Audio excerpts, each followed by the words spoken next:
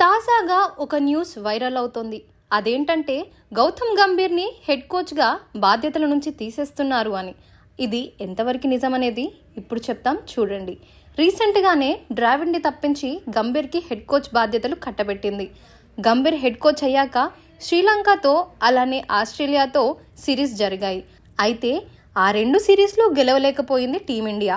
అయితే గంభీర్ కోచ్గా ఉన్నప్పుడు ఒక్క సిరీస్ కూడా గెలవలేదు. అందుకే గంభీర్ని పక్కన పెట్టాలి అని నెటిజన్లు ఫైర్ అవుతున్నారు. అయితే గంభీర్ పక్కన పెడితే అతని స్థానంలో ఎవరు వస్తారు? అందరికీ నచ్చిన వ్యక్తి. అతను గ్రౌండ్లో ఉంటే బ్యాట్స్మెన్కి చుక్కలే. హెలికాప్టర్ షాట్స్తో అందరినీ మెచ్చిన వ్యక్తి. కొన్ని సంవత్సరాలుగా టీమిండియాని ముందు నుంచి నడిపించిన వ్యక్తి. అతనే మన MS ధోని అని వార్తలు వినిపిస్తున్నాయి. మరి ఇదిలా ఉండగా గంభీర్ పదవి కాలం 2027 వరకు ఉందిగా. మరి ఇప్పుడు తీసేయడం కరెక్టేనా? కరెక్టే అంటున్నారు నెటిజన్లు.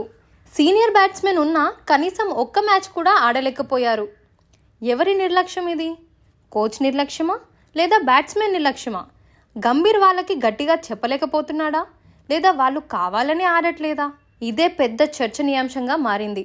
ఆస్ట్రేలియా సిరీస్ గంభీర్ ప్లేయర్లకి సీరియస్గా వార్నింగ్ ఇచ్చాడు. ఇక్కడితో అయిపోలేదు.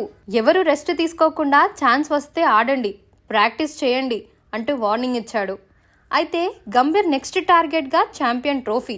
ఒకవేళ అది కూడా ఓడిపోతే గంభీర్ని పక్కన పెడదామని BCCI ఆలోచిస్తున్నట్లు తెలుస్తోంది. మరి గంభీర్ ఏం చేస్తాడో, ప్లేయర్లను ఎలా ఎంకరేజ్ చేస్తాడో చూడాలి. ఛాంపియన్ ట్రోఫీని గెలిస్తేనే గంభీర్ హెడ్ కోచ్గా ఉంటాడు, లేదా ధోనీని సెలెక్ట్ చేసే యోచనలో BCCI ఉంది. మరి ధోని వస్తే టీమిండియా పరిస్థితి ఎలా ఉంటుందో ముందు ముందు చూడాలి.